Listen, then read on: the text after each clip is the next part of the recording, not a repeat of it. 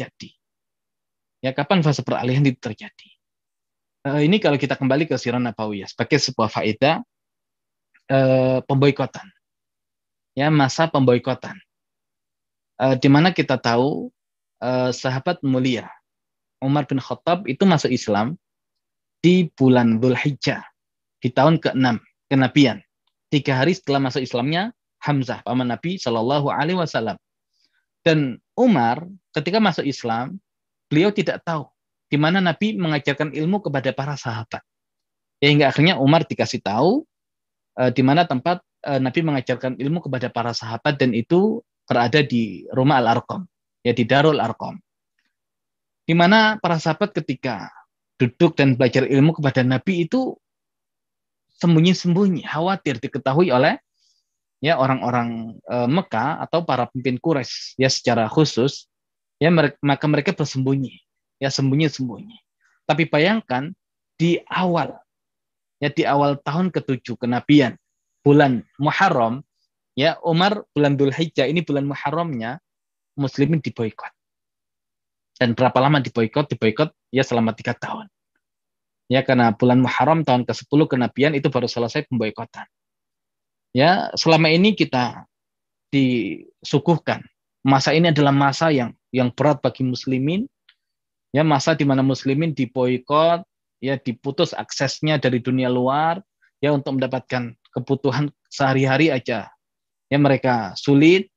Ya, para perempuan kelaparan, para anak-anak menangis, tidak ada yang bisa dimakan, ya sampai kemudian dedaunan dimakan. Selalu itu yang dimunculkan. Ya, tapi kenapa kita tidak menyorot sisi yang lain? Bukankah manusia punya tiga kebutuhan? Ada kebutuhan fisik, ada kebutuhan akal, dan ada kebutuhan jiwa. Ya, ada ghidhaul jasad, nutrisi untuk jasad, ada ghidhaul aql, nutrisi untuk akal, dan ada ghidha'u an-nafas, nutrisi untuk jiwa. Ya, maka ghidha'ul aql, ghidha'u al-jasad, al-aqlu wasyurb. Ya, at-ta'am wasyarab. Nutrisi untuk fisik itu makanan dan minuman.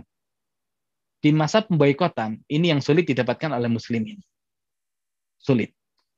Tapi ghidha'ul aql, nutrisi untuk akal mereka. Keilmuan, yang mereka punya kesempatan 1 hari full selama 3 tahun belajar kepada Nabi. Keilmuan mereka terpenuhi. Kemudian ghidha'un nafas al-iman. Nutrisi jiwa itu keimanan. Dan ketika mereka duduk bersama Nabi, keimanan mereka terjaga. Ya, memang berat dari nutrisi fisiknya, kebutuhan fisiknya, tapi kebutuhan akal dan jiwanya terpenuhi. Ya, maka di tahun ke-8 kenabian, berarti di tahun kedua muslimin diboikot oleh orang-orang musyrikin Quraisy. Ya, kita tahu ternyata terjadi perang Bu'ats di Yathrib. Yang gara-gara perang Bu'ats ini nanti orang-orang Yathrib itu mereka sadar ya kalau mereka dimanfaatkan oleh orang-orang Yahudi dan diadu oleh orang-orang Yahudi, maka mereka mencoba untuk bersatu dan mencari pemimpin yang bisa menyatukan mereka. Dan ketika mereka nanti mendengar seorang Nabi dan Rasul yang Allah utus, mereka cari Nabi dan Rasul itu. Ya, di tahun ke-8. Yathrib tempat yang potensial untuk dijadikan ya sebagai tempat Islam itu diaplikasikan. Ya, makanya Bunda Aisyah radhiyallahu anha beliau mengatakan perang Bu'ats itu adalah cara Allah menyiapkan negeri Yathrib untuk muslimin. Jadi kenapa Allah jadikan perang Bu'ats itu di tahun ke-8? Ya, seakan 1 tahun, ya 1 tahun jalan 2 tahun muslimin belajar kepada Nabi, itu ada tempat yang sudah Allah siapkan untuk kalian. Dan ketika sudah selesai 3 tahun belajar dengan Nabi, ya maka model dakwah Nabi berubah. Ya, model dakwah Nabi berubah. Yang awalnya tadi fokus pada personal, tapi ketika personal itu SDM-nya sudah siap. Ya, sudah punya batu bata peradaban yang sangat banyak. Kemudian konsep sudah matang, sudah ada. Ya, maka tinggal mencari negeri di mana konsep Islam bisa diaplikasikan.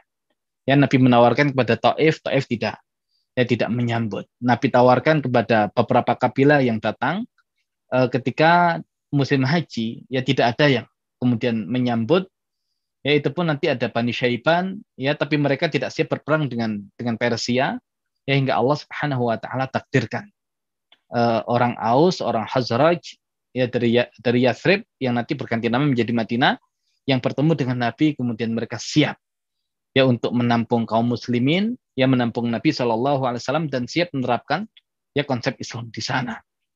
Ya artinya tidak salah ya kemudian suatu fase atau suatu masa ya kita fokus untuk mencari orang-orang yang kita butuh kedudukan mereka ya untuk menerapkan sebuah konsep Islam untuk bisa diaplikasikan dalam kehidupan sehari-hari. Ya, tapi kalau di awal fokusnya itu adalah perbaikan individu, maka individu-individu yang semangat belajar itulah yang harus punya perhatian lebih.